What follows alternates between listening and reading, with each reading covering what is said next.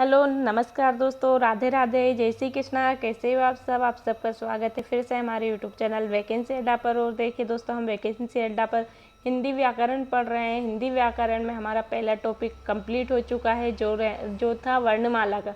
वर्णमाला की हमने 5 से 6 दिन हमने वर्णमाला के बारे में डिस्कस किया। वर्णों के एक वर्णों के हमने उसमें डिस्कस किया हुआ है और बहुत अच्छे से हमने वर्णमाला यहाँ पे समाप्त कर ली है। जिसने भी प्लीज़ क्लास नहीं देखी है वो ज़रूर देख लीजिएगा, क्योंकि आज हमारी वर्णमाला के हम MCQ लगाने जा रहे हैं, जो कि आपके 20 प्रश्न हम यहाँ पे लगाएंगे और उसके बाद हमारी संधि स्टार्ट कर देंगे। और देखिए दोस्तों, साथ ही आपको वैकेंसी अड्डा पर आए दिन वैकेंसियों के बारे में जानकारी यहाँ पर फुल डिटेल्स आपको देखने को मिलती है। तो प्लीज़ सबसे पहले अपडेट पाने के लिए भी हमारे चैनल को लाइक सब्सक्राइब ज़रूर कीजिएगा, ठीक है। देखिए, पहला प्रश्न आपका रखा गया है, निम्न में से कौन सा वर्ण सघोष है? खा है, हा है, माँ है या ता है? बताइए जल्दी से। देखिए, यहाँ पर आपको हिंट भी देके रखी है कि कौन सा वर्ण सघोष है। हमने पढ़ा था अघोष वर्ण और सघोष वर्ण क्या होते हैं, तो आपके हमने पढ़ा था अघोष और सघोष और क्या होते हैं।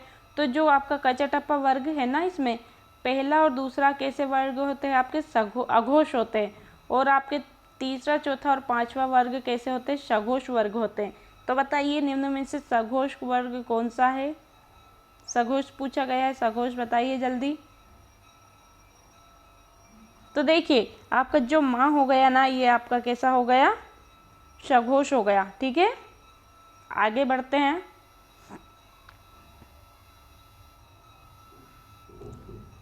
अब बताइए, दूसरा प्रश्न हमारा है, कौन सा अमानक वर्ण है?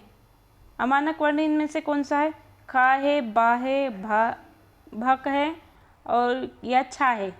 बताइए।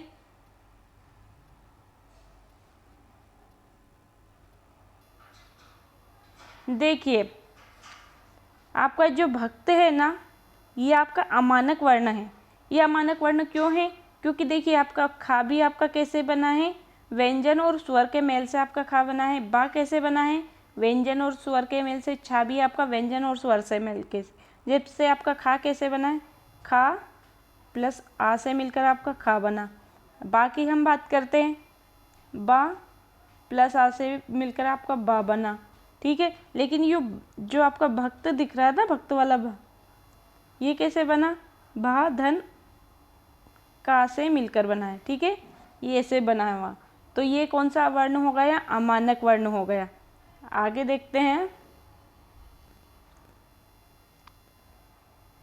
ये व्यंजनों के व्यंजनों से मिलकर बना है और ये सब कैसे बने थे?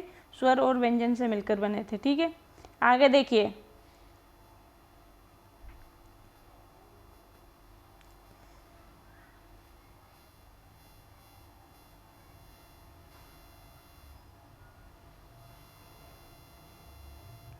आगे देखिए, तीसरा प्रश्न आपका है, ज और फ ध्वनियाँ किसकी है? ज और फ आपकी ये ध्वनियाँ नुक्ता हमने पढ़ा था, ये किसकी देन है? तो ये अरबी फारसी भाषा की है, या संस्कृत भाषा से है, या अंग्रेजी भाषा से, या दक्षिणी भाषा से? बताइए जल्दी। देखिए दोस्तों, जो आपकी ये चिन्ह दिख रहा है आपको, ये एक बिंदु, इसको क्या बोलते हैं? हम नुक्ता बोलते हैं। इसके बारे में भी हमने बहुत अच्छे क्लास में हमारी डिस्कस किया हुआ है। नुक्ता वर्ण इनको हम बोलते हैं। ज और फ आपका कौन सी भाषा से लिया गया है? ज और फ आपका अरबी फारसी भाषा की देन है, ठीक है। कितने नंबर आएंगे आपके? कमेंट्स में ज़रूर बताइएगा दोस्तों।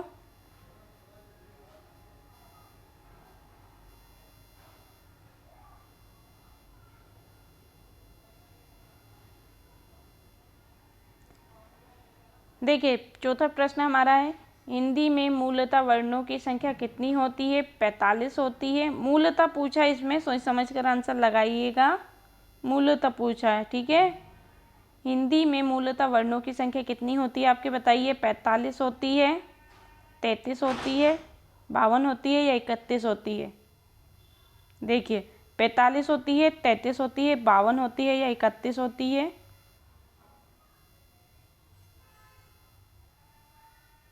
देखिए दोस्तों, हिंदी में वर्णमाला की संख्या आपकी कितनी बताई गई है?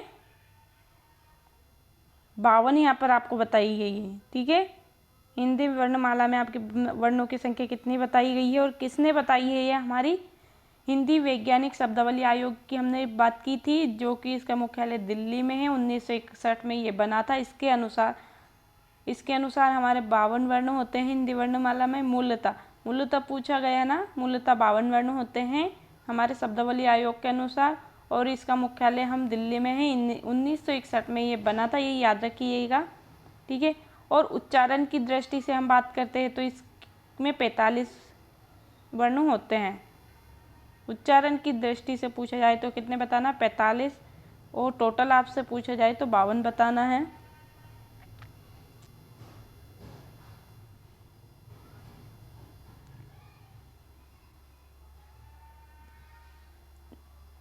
देखिए दोस्तों, 5वां प्रश्न हमारा क्या रखा गया है? छ की ध्वनि किसके अंतर्गत आती है? जल्दी बताइए, छ की जो ध्वनि है आपको किसके अंतर्गत आती है? क्या हो रहा है यार? ये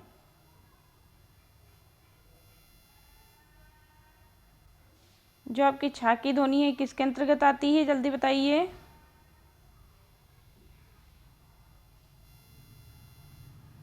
देखिए, मूल स्वर के अंतर्गत आती है, घोष वर्ण के अंतर्गत आती है, या संयुक्त वर्ण है, या तालव्य से आती है? छ की ध्वनि आपकी संयुक्त वर्ण के अंतर्गत आती है। संयुक्त वर्ण के अंतर्गत आपकी छ की ध्वनि आती है। ठीक है, छ कैसे बना हुआ है आपका? 2 वर्णों के मेल से आपका छ बना हुआ है।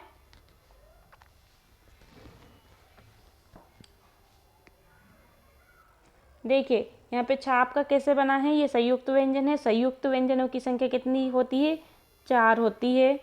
ठीक है, छ, त्र, ज्ञ और श्रा। कौन कौन से होते हैं वो 4 वर्ण? छ, त्र, ज्ञ और श्रा, ये आपके संयुक्त व्यंजन होते हैं। छ भी आपका कैसे? 2 व्यंजनों के मेल से बना हुआ है। ठीक है, आगे हम बात करते हैं। भाषा की सबसे छोटी इकाई किसे बोलते हैं? बताइए जल्दी। शब्द को बोलते हैं, व्यंजन को बोलते हैं, या स्वर को बोलते हैं, या वर्ण को बोलते हैं? भाषा की सबसे छोटी इकाई किसे बोलते हैं? जल्दी बताइए।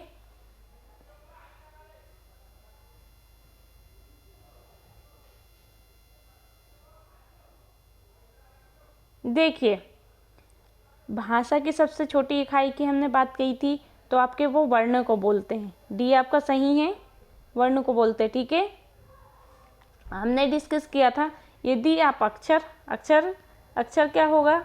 ये आपका कुछ भी वर्ण लिखा। ठीक है, ये आपका वर्ण लिखा है, एक वर्ण है। इसको यदि आपने लिख दिया तो ये क्या कहलाएगा? आपका वर्ण कहलाएगा। यदि आपने इसको लिखा नहीं है और ओनली आपने बोल दिया है का, तो ये क्या हो जाएगा? आपका अक्षर कहलाएगा, है ना। तो ये आपका कैसा है? भाषा की सबसे छोटी इकाई होती है आपकी वर्ण होती है। इसको आपने लिख दिया तो ये वर्ण हो जाएगा, और यदि आपने लिखा नहीं है और बोला है मुंह से तो ये आपका कैसा हो जाएगा? अक्षर हो जाएगा। ठीक है, और देखिए यहाँ पे अक्षर नहीं है, ध्वनि है ये। ठीक है, आगे बढ़ते हैं।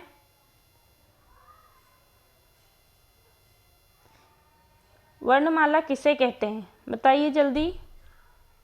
वर्णमाला कहते हैं शब्द समूह को कहते हैं, या बी आपका है वर्णों के संकलन को कहते हैं, शब्द के गणना को कहते हैं, वर्णों के व्यवस्थित समूह को कहते हैं? ये प्रश्न आपका 2016 में MPPSC में पूछा गया प्रश्न है, तो जल्दी बताइए।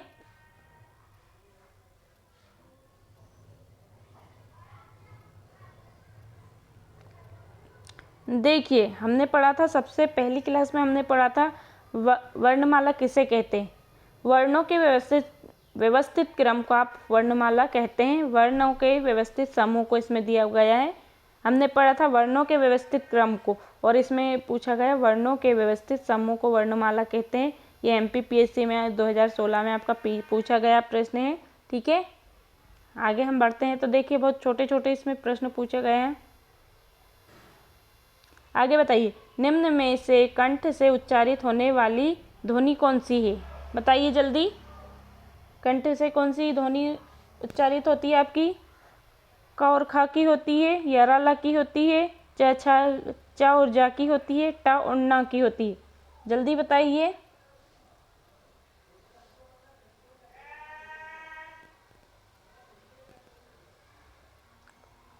देखिए हमने क्या पढ़ा था, अका विसर्ग कंठराम।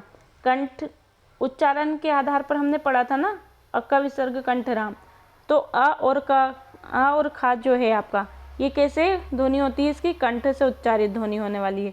देखिए यहाँ पे हमने पढ़ा था अका विसर्ग कंठराम, तो जिसमें आपका आ गया, आ बड़ा आ गया, और का पूरा परिवार आ गया। ठीक है, इसमें आपका हा भी कंठ से उच्चारित होता है और आहा भी। ठीक है, तो अका विसर्ग कंठराम आपका कैसे होता है? कंठ से उच्चारित होने वाली ध्वनियाँ ये हमने लास्ट क्लास में सब पढ़ा था। देखिए आगे देखिए, 9वां प्रश्न हमारा रखा गया है, उच्चारण के स्थान पर बताइए कि मूर्धन्य व्यंजन आपका कौन सा है? मूर्धन्य व्यंजन इसमें से कौन सा होगा आपका? ख ग होगा, ज छ होगा, या ड ढ होगा, या प फ होगा? जल्दी बताइए।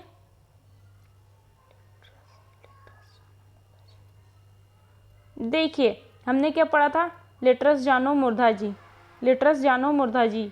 बताइए अब आप, लिटरस जानो मुर्धा जी कौन सा आ रहा है आप इसका बोलने में? लिटरस जानो मुर्धा जी। देखिए जो हमने पढ़ा था लिटरस जानो मुर्धा जी में आपका क्या आ रहा है?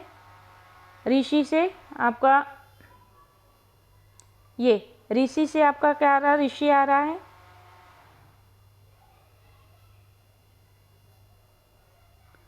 ये आपका ऋषि से ऋषि आ रहा है।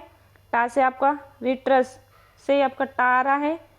यहाँ पे टा का पूरा परिवार दिया हुआ है इसमें। ठीक है, यहाँ पे आपको टा का पूरा परिवार दिया हुआ है। रा से रा आ रहा है और शा से आपका शा आ रहा है। ठीक है, आगे हम बढ़ते हैं। तो आपका इसमें प्रश्न कौन सा होगा? देखिए कौन से वो आ रहा है, लिटरस, तो आपका यहाँ पे आ रहा है सी वाला, आपका सही होगा। आगे हम देखते हैं, निम्न में से अल्प प्राण वर्ण कौन सा है? आपका अल्प प्राण महाप्राण हमने देखा था बहुत अच्छे से, तो आपका अल्प प्राण वर्ण कौन सा बताया गया है? जल्दी बताइए। छोटा बड़ा बताया है, का और खा बताया है, था और धा बताया है, या द और ना बताया है? अल्प प्राण हमने देखे थे, अल्प प्राण और महाप्राण।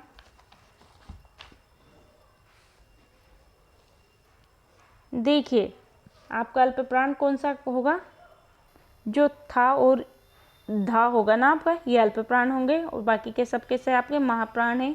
अल्प प्राण और महाप्राण क्या होते हैं? देखिए जो आपके अल्प प्राण किससे बोलते हैं हम?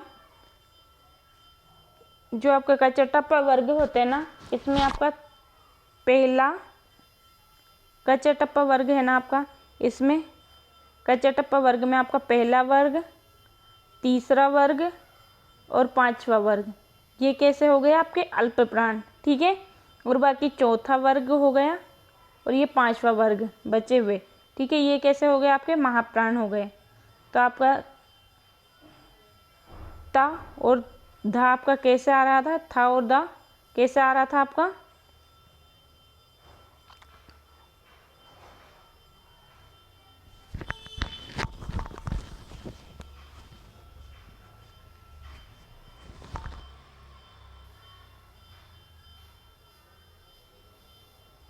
कौन सा नहीं है पूछा था ना इसमें, था और दा आपका नहीं है। बाकी ये सब कैसे हो गए आपके? अल्प प्राण वर्ण हो गए। ठीक है,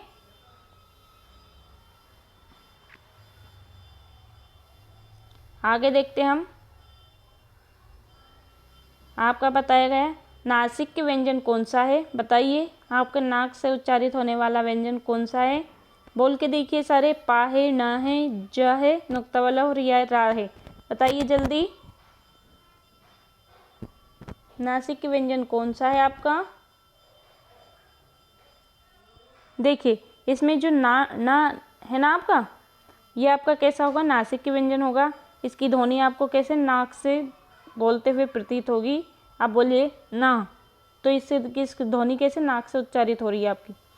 आगे देखिए, आपका 12वां प्रश्न रहने वाला है, हिंदी वर्णमाला में अयोगवाह वर्ण कौन सा है। जल्दी बताइए, अयोगवाह वर्ण कौन सा है आपका। छोटा बड़ा है, छोटी बड़ी ही है, या ऊ है, या या आहा है। बताइए जल्दी। अयोगवाह देखा, अयोगवाह किन्हें बोलते हैं, जो ना स्वर होते हैं और ना ही ये व्यंजन होते हैं, उनका हम अयोगवाह कहते हैं। अगर अयोगवाह की हम बात कर रहे हैं, ये जो और आहा है ना हमारा, यह अयोगवाह है। तो इसका सही उत्तर होगा आपका अयोगवाह और आहा। ठीक है, यहाँ पे बताया गया अयोगवाह वे वर्ण होते हैं जो ना तो स्वर होते हैं और ना ही ये व्यंजन होते हैं। आगे देखिए, आगे देखते हैं हम 13वां प्रश्न, निम्न में बताइए किस शब्द में द्वित्व व्यंजन है। पुनः में है, विभिन्न में है, हत्या में है, या उत्साह में है। बताइए, द्वित्व व्यंजन इसमें पूछा गया है, निम्न में से कौन सा आपका व्यंजन है जो द्वित्व व्यंजन है।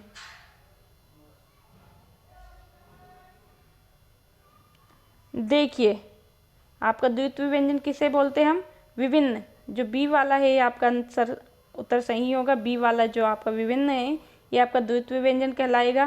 क्यों कहलाएगा, क्योंकि इसमें समान, द्वित्व किसे बोलते हैं, समान वर्णों के मेल से बना द्वित्व व्यंजन होता है। यहाँ पे देखिए, बहुत अच्छे से समझाया हुआ है।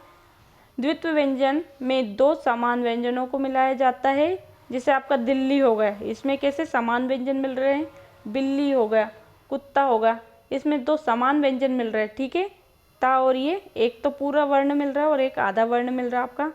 ठीक है, ये आपके समान व्यंजन मिल रहे हैं और इसको कैसे बोलते हैं हम, द्वित्व व्यंजन। और यहाँ पे देखते हैं हम व्यंजन गुच्छ किसे बोलते हैं आप, व्यंजन गुच्छ असमान व्यंजनों के मेल को से बना होता है, जिससे आपका हत्या हो गया। हत्या कैसा है आपका, असमान व्यंजनों से मिलकर बना है ना हत्या। ता और या से ये असमान है और ये द्वित्व में कैसे समान व्यंजन है। आ गई बात समझ में।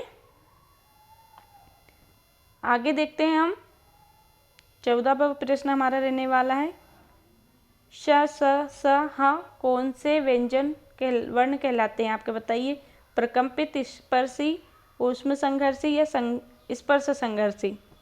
जल्दी बताइए, प्रकंपित कहलाते हैं या स्पर्शी कहलाते हैं या ऊष्म संघर्षी कहलाते हैं या स्पर्श संघर्षी कहलाते हैं। एक बार बोल के देखिए, श श ह आपकी कैसी ध्वनि आ रही इसमें से।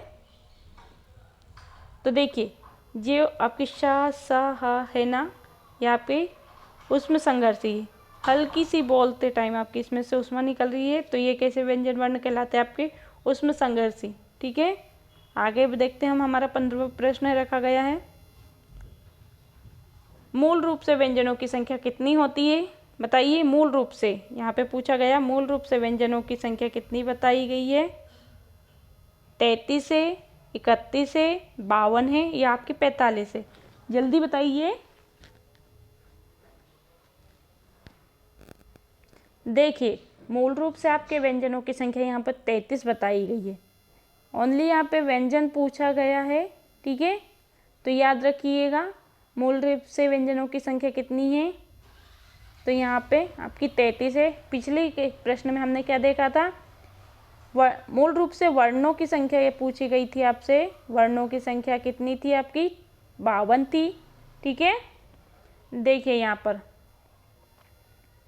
मूल रूप से व्यंजनों की संख्या आपकी 33 होती है, किंतु द्विगुण व्यंजन को इसमें हम शामिल कर लेते हैं, तो व्यंजनों की संख्या कितनी हो जाती है हमारी, 35 हो जाती है। द्विगुण व्यंजन की हम बात करें तो डा और डा हमारा कैसे होते हैं, द्विगुण व्यंजन होते हैं। ठीक है, अगला प्रश्न आपका रखा गया है, केंद्रीय वैज्ञानिक शब्दावली का मुख्यालय कहाँ है। जल्दी बताइए, नई दिल्ली में है, मध्य प्रदेश में है, राजस्थान के कोटा में है, या मुंबई में है। देखिए, हमने अभी पिछले प्रश्न में डिस्कस किया था, नई दिल्ली का जो मुख्यालय है वो कहाँ पे है, नई दिल्ली में है। इसकी स्थापना कब की गई थी, इसकी स्थापना 1961 में की गई थी। ठीक है, इसके पहले अध्यक्ष की हम बात करते हैं तो दिलीप सिंह कोठारी इसके पहले अध्यक्ष थे। ठीक है, दिलीप सिंह कोठारी। आगे देखिए, उच्चारण की दृष्टि से स्वरों की संख्या कितनी होती है? देखिए यहाँ पर देखिए, उच्चारण की दृष्टि से स्वरों की संख्या कितनी बताई गई है? तो 13 बताई गई है, 11 बताई गई है, 10 बताई गई है या 8 बताई गई है? बताइए जल्दी।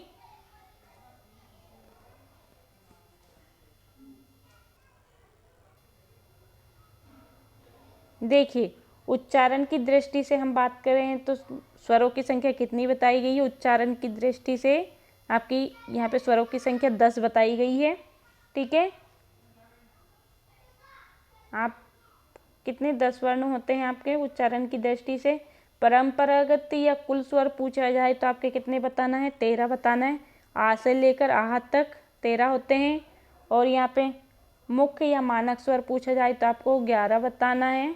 ठीक है, मात्रा के आधार पर पूछा जाए तो आपको कितने बताने हैं? 8 बताना है। इन एक एक वर्णों के बारे में हमने स्वर के एक एक वर्णों के बारे में डिस्कस किया है। क्यों बताना है, किसको बताना है, ये भी हमने पिछले क्लास में बताया हुआ है। तो पहली क्लास आपको उसके लिए देखना पड़ेगा, पहली या दूसरी क्लास में हमने बताया। ठीक है, देखिए यहाँ पे उच्चारण की दृष्टि से आपके स्वर आ से लेकर ओ तक होते हैं। और यहाँ पे परंपरागत की हम बात करते हैं तो कि 13 होते हैं। अम से लेकर आ से लेकर आह तक। मुख्य या मानक स्वर पूछा जाए तो आपके इसमें 11 होते हैं। ठीक है, अमहा को हटा दिया है। यहाँ पर मात्रा के आधार पर पूछा जाए तो आपको कितने बताना है? 10 बताना है। और यहाँ पर आपको पूछा जाए अपभ्रंश भाषा में पूछा जाए तो आपको 8 बताना है। ठीक है, देखिए हमारा 18वां प्रश्न क्या रहने वाला? लुंठित या प्रकंपित व्यंजन कौन सा है आपका? लुंठित या प्रकंपित व्यंजन की हम बात करते हैं, या, र, ल या वा है। बताइए इसमें आपका लुंठित या प्रकंपित व्यंजन कौन सा? या, र, ल, वा।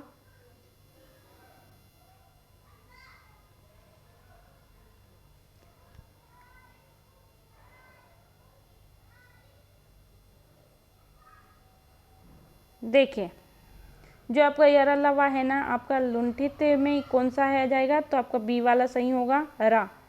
लुंठित या प्रकंपित व्यंजन किसे बोलते हैं? ऐसे व्यंजन वर्ण जिनके उच्चारण में जीभ, जो आपकी जीवा है ना, इसका भाग कंपन करने लगता है, लुंठित या प्रकंपित व्यंजन कहलाते। जो आपका रा है ये आपका लुंठित प्रकंपित व्यंजन है। देखिए रा को आप बोलिए तो आपकी जीभ हल्की सी कंपन करेगी। 19वां प्रश्न देखिए, वर्णमाला में उच्चारण की दृष्टि से सबसे कठिन वर्ग, यहाँ पे वर्ग दिया हुआ है, ये वर्ण नहीं है, ये वर्ग है। ठीक है, सबसे कठिन वर्ग आपका कौन सा रखा गया है? ठीक, ये वर्ग है आपका, वर्ण नहीं है। वर्णमाला में उच्चारण की दृष्टि से आपका सबसे कठिन वर्ग कौन सा है? तो बताइए जल्दी। का वर्ग है, चा वर्ग है, टा वर्ग है या ता वर्ग है?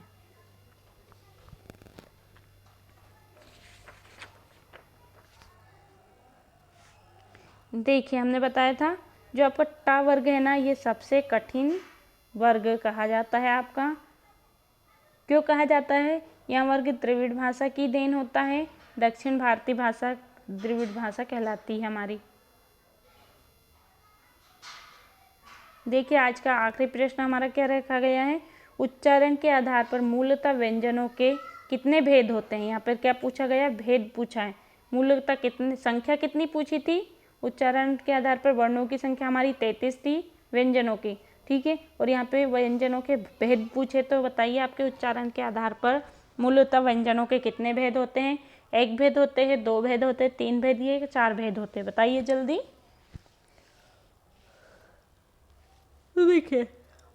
देखिए यहाँ पर आपका 4 भेद सही होगा। ठीक है, उच्चारण के आधार पर व्यंजनों के मूलतः कितने 4 भेद होते हैं? वो कौन कौन से होते हैं? देखिए जल्दी। स्पर्श व्यंजन होते हैं जिसमें आपके होते हैं 25 आपके क ख ग क च ट टप्पा वर्ग वाले 25 और 2 और मिला दिए जाते हैं द्विगुण व्यंजन, तो इनकी संख्या 27 हो जाती है। ठीक है, अंतःस्थस्थ व्यंजन आपके 4 होते हैं, यर अलावा। उसमें संघर्षी व्यंजन आपके 4 होते हैं, श श सह। संयुक्त व्यंजन आपके 4 होते हैं, छत्र ज्ञ श्र। ठीक है, आज हम यहीं पर आपसे विदा लेते हैं और मिलते हैं अगली क्लास में। अगली क्लास में हम पढ़ेंगे संधि, लेकिन उसके पहले हमारी आने वाली है एमपी में हमारी 2 वैकेंसियाँ और आई है, वो कौन कौन सी आने वाली है उसके बारे में हम फुल डिस्कस करेंगे। तो प्लीज़ हमारे चैनल को ज़रूर देखिएगा, और जिसने भी सब्सक्राइब नहीं किया वो सब्सक्राइब ज़रूर कीजिए। और आपको किसी भी प्रकार की समस्या हो कमेंट्स में लिख के ज़रूर बताइएगा। Thank you.